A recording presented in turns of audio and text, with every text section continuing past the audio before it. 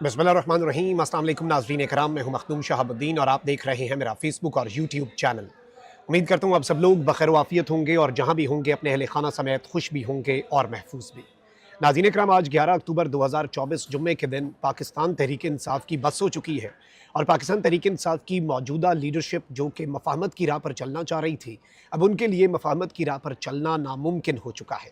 एक जानिब खालिद खुर्शीद और मुराद सईद ने चार्ज संभाला, तो वहीं दूसरी जानिब अब इमरान खान की ज़िंदगी पर कोई कॉम्प्रोमाइज़ ना हो, इस हवाले से बाज़ाब्ता तौर पर अब तक का सबसे बड़ा कदम उठा लिया गया है।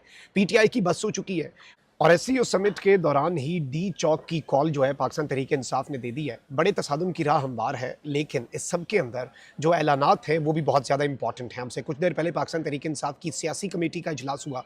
कल रात तक हमारे पास ये खबर पहुंची थी कि पाकिस्तान तहरीक इंसाफ की जो मौजूदा लीडरशिप, जो मंजर आम पर लीडरशिप है, उसने बहुत से ताकतवर लोगों को ये गारंटी दे दी कि आप इस्लामाबाद को भूल जाएं, हम इस्लामाबाद की तरफ कोई एससीओ समिट के दौरान कोई हम इस तरह का एडवेंचर नहीं करेंगे। लेकिन जाहिर बात है, चूंकि मुराद सईद भी मैदान में आ गए और उन्हें जब लगा कि अब मौजूदा लीडरशिप के बस की ये बात नहीं रही, तो उन्होंने भी कुछ स्टेप्स आगे लिए हैं। इसके साथ ही साथ आईनी तरमीम जो है उसका मुसव्वदा भी आ गया है और इस वक्त आईनी तरमीम के हवाले से जोड़ तोड़ अभी भी जारी है। आईनी तरमीम में आखिर क्या कुछ है, और गवर्नमेंट ने, जो नून लीग और पीपल्स पार्टी ने कल एक नए मुसव्वदे के ऊपर इत्तफाक किया, तो उसमें अदालतों का स्ट्रक्चर क्या होगा, अब पाकिस्तान तहरीक इंसाफ की स्ट्रैटेजी क्या होनी है, इसे भी डिस्कस कर लेते हैं। फायरवॉल के असरात ज़ाहिल करने में आप हमारी मदद करें। अगर इस वीडियो को लाइक नहीं किया, लाइक ज़रूर कर लें। आपके लाइक्स और कमेंट्स हमारे लिए बहुत ज़्यादा इंपॉर्टेंट हैं। नाज़रीन कराम, 26वीं आईनी तरमीम पर पार्लिमानी कमेटी जो है उसका इजलास हुआ आज, और उसके अंदर कुछ चीज़ें जो हैं वो सामने आईं और पार्लिमानी कमेटी के खुसूसी इजलास में हुकूमत ने मुजव्वज़ा तरमीम का ड्राफ्ट पेश किया, जबकि पाकिस्तान पीपल्स पार्टी की जानिब से भी कमेटी इजलास में इस तरमीम पर कुछ तजावीज़ पेश की गई। अब इस सब में मैं आपको ये बता दूँ कि वज़ीर कानून आज़म नज़ीर तारड़ साहब जो है, उन्होंने इस कमेटी के इजलास के बाद ये बात कही कि तहरीक इंसाफ ने आज भी आईनी तरमीम पर अपनी तजावीज़ पेश नहीं की।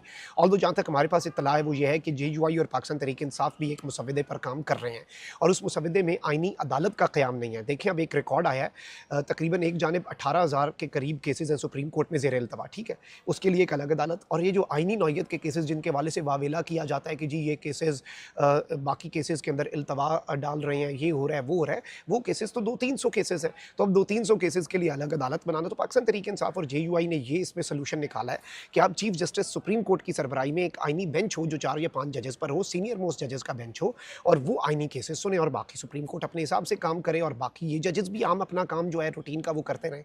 लेकिन इस सब के अंदर पाकिस्तान तहरीक इंसाफ का तो ये मौक़िफ़ है, लेकिन यहाँ पर जो आईनी तरमीम का मुसव्वदा है पीपल्स पार्टी का, वो मैं आपको बता देता हूँ।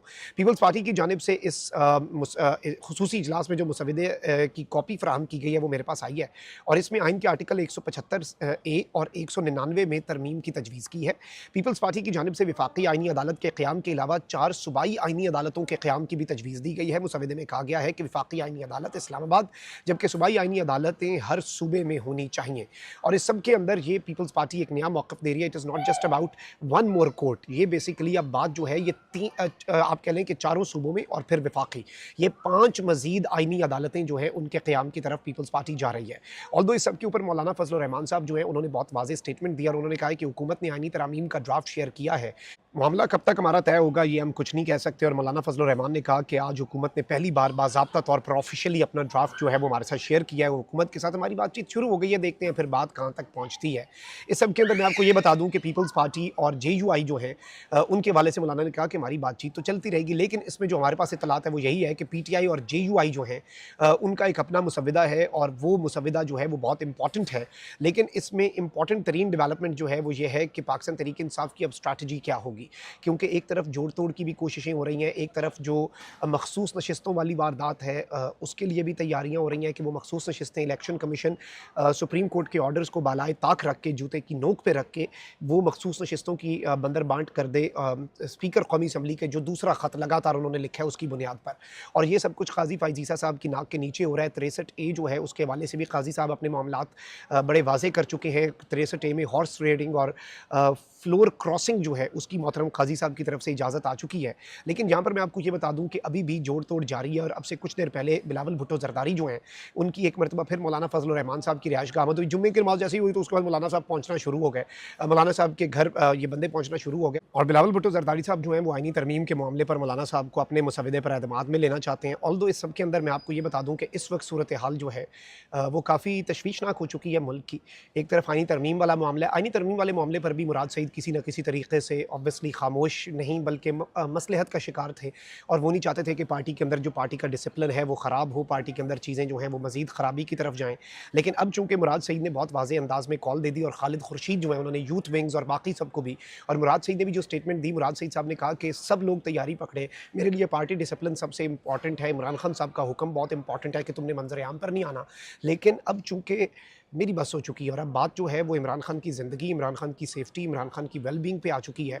और मुराद सईद ने पहले भी ये बात की कि इमरान खान के ऊपर मुर्सी वाला फार्मूला जो है वो लगाया जा रहा है, मोहम्मद मुर्सी वाला, मिस्र वाला फार्मूला, कि जेल में ही बस काम ख़त्म कर दिया जाए। तो उस हवाले से मुराद सईद ने अब कॉल दी और मुराद सईद साहब ने कहा कि अब डी चौक की सारी कौम तैयारी पकड़े और इस दफ़ा हम गए तो अडयाला जेल से खान को लेकर ही आएंगे। ऑल्दो आपको पता होना चाहिए साहबजादा हामिद रज़ा साहब ने ये बात की कि मुराद सईद और हमाद अज़हर और 3-4 बंदे ऐसे हैं जिनके वाले से मुसद्दक़ा रिपोर्ट्स हैं कि अगर ये मंजर आम पर आ गए तो इन्हें कत्ल कर दिया जाएगा, इन्हें मार दिया जाएगा।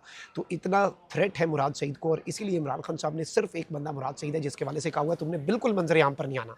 लेकिन चूंकि बात इमरान खान साहब की अपनी ज़िंदगी पर आ चुकी है तो मुराद सईद साहब उस मामले के अंदर भी अब बाज़ाब्ता तौर पर आप सबके सामने है कि वो स्टैंड ले चुके हैं। और मुराद सईद साहब ने चूंकि ये वाज़े कर दिया कि विद और without the current party leadership जो कि कॉम्प्रोमाइज़ ना भी सही लेकिन मसलहत का शिकार है, मफाहमत की तरफ जाना चाहते हैं। भाई एक तरफ खान साहब की ज़िंदगी का मसला है और आप मफाहमत करना चाहते हैं।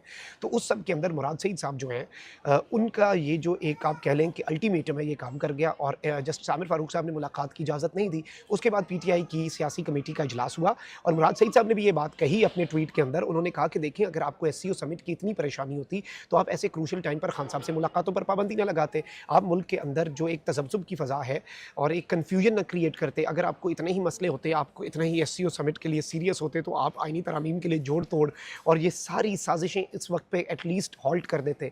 लेकिन इस सब के अंदर अगर आपको नहीं है तो फिर हम कैसे चुप बैठें।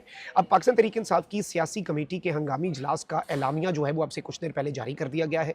पाकिस्तान तहरीक इंसाफ का 15 अक्टूबर को इस्लामाबाद के डी चौक में भरपूर एहतजाज का ऐलान है। याद रखिएगा कि फ़ौज भी तलब है सीओ के समिट के लिए और पहले भी पाकिस्तान तहरीक इंसाफ का रास्ता रोका गया था, बहुत सी रुकावटें थी लेकिन फिर ऑब्वियसली गंडापुर एपिसोड हुआ। अब मैं आपको ये भी बता दूं कि इस मरतबा गंडापुर वाला एपिसोड भी आवाम को नहीं रोक पाएगा, ये चीज़ आप जहन नशीन रखिएगा। यहाँ पर मैं आपको ये बताऊँ कि पाकिस्तान तहरीक इंसाफ ने जो डेट दी है वो एससीओ समिट के बिल्कुल दरमियान की डेट है, यानी कि 15 अक्टूबर की।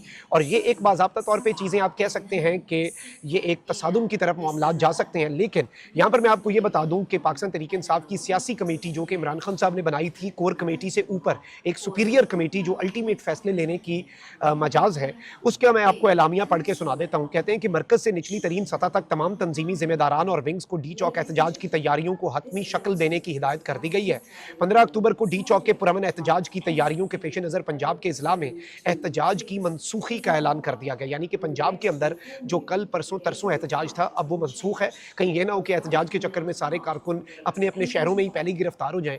तो इस वक्त पंजाब के अंदर तमाम तरह एहतजाजों को मनसूख कर दिया गया है, जो आज जैसे साहिवाल और मुल्तान में था और उसमें भी क्रैकडाउन हुआ कल सरगोदा और बाकी, और फिर इस तरीके से मंडे को फैसलाबाद और लाहौर में एहतजाज था तो वो भी मनसूख कर दिया है।